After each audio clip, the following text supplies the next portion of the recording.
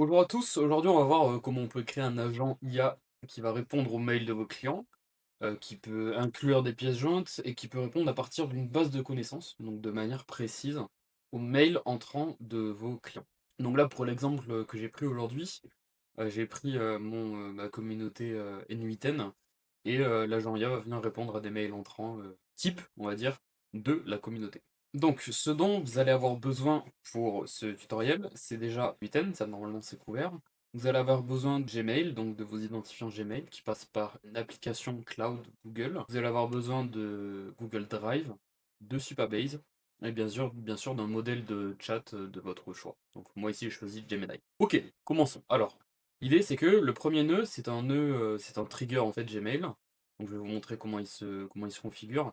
L'idée, c'est que vous allez venir vous connecter avec vos credentials et dès que votre boîte mail va recevoir un mail, le workflow N8N sera déclenché directement. Donc, quand un message est reçu, on va déclencher le workflow. Il faut décocher Simplify de base pour avoir plus de détails par rapport au mail. Et moi, je l'ai filtré par rapport à une seule adresse mail bien spécifique. Donc, une fois que c'est configuré, vous pouvez vous envoyer un mail à vous-même et exécuter le nœud, ce qui va vous renvoyer en fait toutes ces informations. Donc, l'idée, c'est que ce qui nous intéresse, c'est le texte, hein. Donc, ce qu'il y avait écrit dans le mail, le sujet, l'objet du mail, et finalement, de qui ça vient. Donc, le nom et l'adresse mail. Une fois que c'est fait, vous allez directement le connecter à un agent IA. Donc, moi, je l'ai déjà préconfiguré. Tout ce texte là, il sera dans mon serveur Discord. Donc, n'hésitez pas à le rejoindre et à poser des questions là-bas si vous en avez ou dans les commentaires directement. Et alors, ce qui va être important avec cet agent IA, ça va être de demander un format de sortie spécifique. Pourquoi? Parce qu'on va chercher à inclure des pièces jointes dans la réponse en fait de l'agent. Moi je prends l'exemple, j'ai créé des pièces jointes qui sont ici, qui sont complètement fait avec ChatGPT, hein, pour être honnête, avec des informations qui sont fausses. Donc on a par exemple les tarifs, les règles d'entrée et le contenu de la formation. Donc ce qui va se passer, c'est que le format, il va être en JSON. Donc là, vous avez deux options. Mettez la deuxième. Et vous allez copier-coller aussi. Ça sera dans le Discord. Donc vous pouvez aller le copier-coller directement.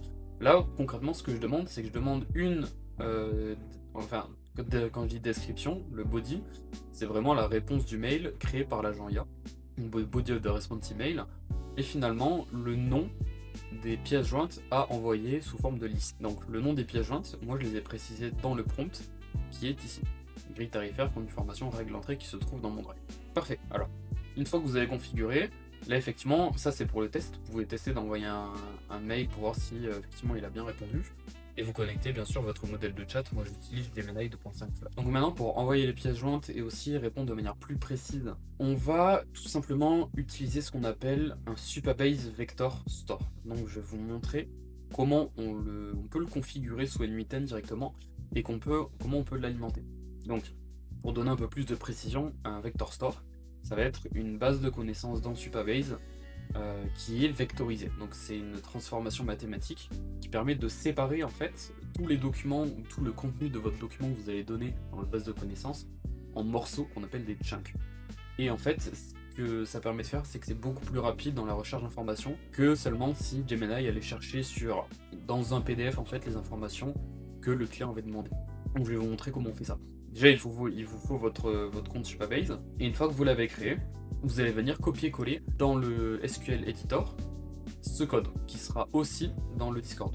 Donc, pour un peu plus de détails à vous donner, ici, 768, ça correspond à Gemini, et si vous utilisez les embeddings ChatGPT, OpenAI, utilisez, alors c'est 1536, il me semble. Je vais m'expliquer. Donc, vous venez ajouter dans N8N Supabase Vector Store, qui est ici, et vous ajoutez Add Documents. Donc moi je me suis déjà connecté, effectivement vous vous connectez avec vos credentials Supabase que vous pouvez trouver dans les paramètres de Supabase, hein. Insert document vous laissez, table name vous choisissez document qui devrait apparaître une fois que vous avez lancé la commande SQL, et vous pouvez ajouter une option pour dire que match document c'est la fonction que vous voulez utiliser. Bon, on rentre pas dans les détails, mais concrètement c'est ça. Une fois que vous l'avez créé, vous choisissez votre embedding, donc moi j'utilise Google Gemini. Honnêtement ça revient au même, hein, juste celui que vous utilisez vous devez le garder. Donc moi j'utilise Gemini pour tout. Donc effectivement c'est ce qui me correspond le plus. Dans le document, vous venez mettre data loader. Et pour l'instant, vous laisser en load spécifique. Après, on va venir le remplir. Maintenant, l'idée, c'est que vous allez devoir venir faire rentrer des informations dans votre Supabase Vector Store. Donc, moi, ce que j'ai fait, c'est que j'ai en fait tout simplement un texte prédéfini, préconfiguré, qui va servir de base de connaissances très simple pour mon Supabase Vector Store. Donc, je vais venir et je vais le mettre ici, vous allez voir. Donc, c'est parfait, j'ai copié-collé mon texte. Donc, une fois que vous avez votre texte, vous allez venir ajouter un nœud, vous allez taper set, edit field. Là, vous allez mettre, je sais pas, data par exemple, peu importe. Et la valeur, il faut bien faire attention que ce soit en string. Vous allez tout simplement venir copier-coller votre texte. Moi, c'est ça. Qu'est-ce que FlowMakers Academy, etc., etc. Donc, j'ai demandé à ChatGPT de me rédiger quelque chose de très simple. Vous le connectez à votre vector store, vous l'exécutez, et donc vous retournez dans votre data loader et vous allez glisser la data ici pour dire que vous voulez envoyer ce texte-là dans la base de connaissances Supabase. Toujours penser à bien sauvegarder ces workflows, c'est très important. Et une fois que c'est fini, eh bien, vous cliquez, alors, vous devez choisir votre document. Une fois que c'est fini, vous cliquez ici. Il va envoyer tout le texte en fait vectorisé dans la base de connaissances Supabase. Moi je l'avais déjà fait, donc je vais vous montrer à quoi ça va ressembler. Ça va ressembler à ça. Donc c'est séparé par morceaux. Donc là on voit qu'on a 4 chunks avec des métadonnées et un embedding. Donc en fait, en fonction du mail du client, l'agent IA, au lieu d'aller chercher du texte, il va venir chercher des coordonnées embedding pour aller chercher justement des informations correspondantes à l'entrée, qui est le mail du client. Donc ça, c'est relativement mathématique, parce qu'il faut savoir que c'est beaucoup plus rapide, beaucoup plus fiable que juste aller chercher dans un document PDF préparé dans la base de données, quoi. Voilà. Donc, pour commencer, enfin pour reprendre, une fois que ça c'est fait, ça vous pouvez le supprimer, il n'y a plus de souci. Et l'idée, c'est que vous allez devoir venir connecter votre Vector Store à votre agent IA. Donc là, on peut voir qu'on a ce qu'on appelle un tool, un outil. Vous cliquez sur le plus et vous tapez Supabase Vector Store. Et donc là, effectivement, vous vous connectez avec le même credential que vous avez utilisé. Pour la description, vous pouvez juste marquer quelque chose de générique. Base de connaissances FlowMakers Academy. C'est très simple, là, à la limite, ça dépend en fait de la taille de votre base de connaissances, du nombre de vecteurs que vous avez. Ça va venir chercher en fait le contexte pour répondre au mail. Donc là j'ai 4 chunks.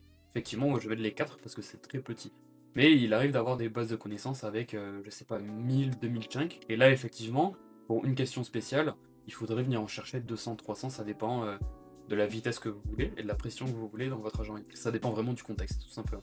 Donc vous allez choisir votre document dans la table name et c'est tout. Vous cliquez en dehors. Vous allez venir choisir votre embedding qui est le même, donc Google, enfin Google Gemini pour moi.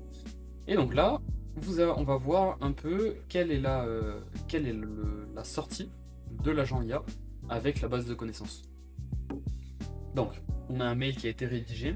On peut voir qu'il y a quelque chose qui s'est mal passé et je vais vous expliquer pourquoi. Dans l'exécution de notre workflow, vous pouvez voir que le Vector Store n'a pas été utilisé.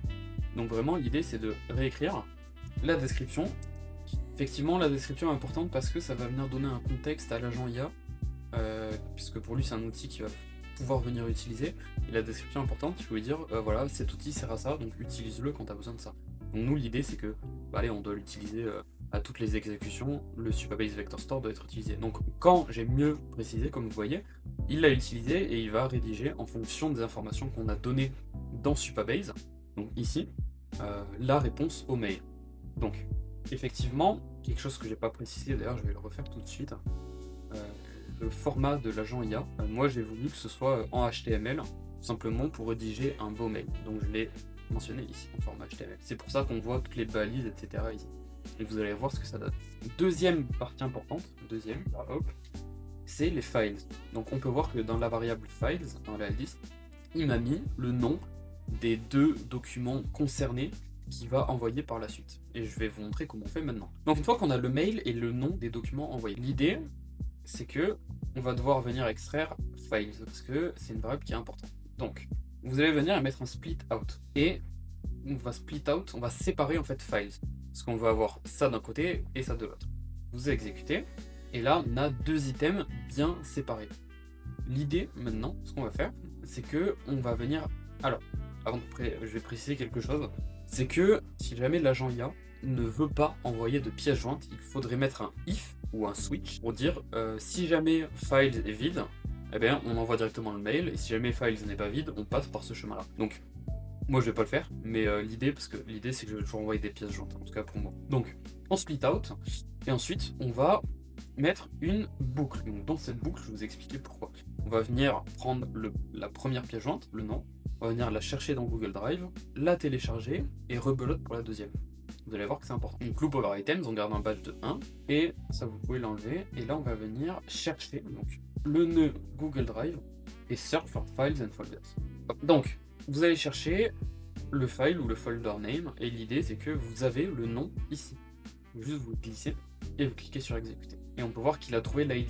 L'ID c'est ce qui va nous intéresser à nous. Donc une fois que c'est fait, que vous avez l'ID, vous allez reprendre un nœud Google Drive, c'est pas pour télécharger le document. Et il sera download ici, download file. Et là, donc tout ça vous le gardez. Donc, normalement vous avez vos credentials, ce que je vous avais dit au début. Au lieu de mettre from list, vous allez mettre by ID. Et vous allez sélectionner l'ID que vous avez ici, tout simplement. Et là on peut voir que ça va être exécuté correctement. Data. Et en fait, une fois que c'est fait, eh bien, il va repasser dans la boucle et retélécharger, chercher, trouver et retélécharger le deuxième. Et une fois que ça c'est fait, vous allez pouvoir faire un petit aggregate pour recombiner les deux comme ce qu'on avait avant.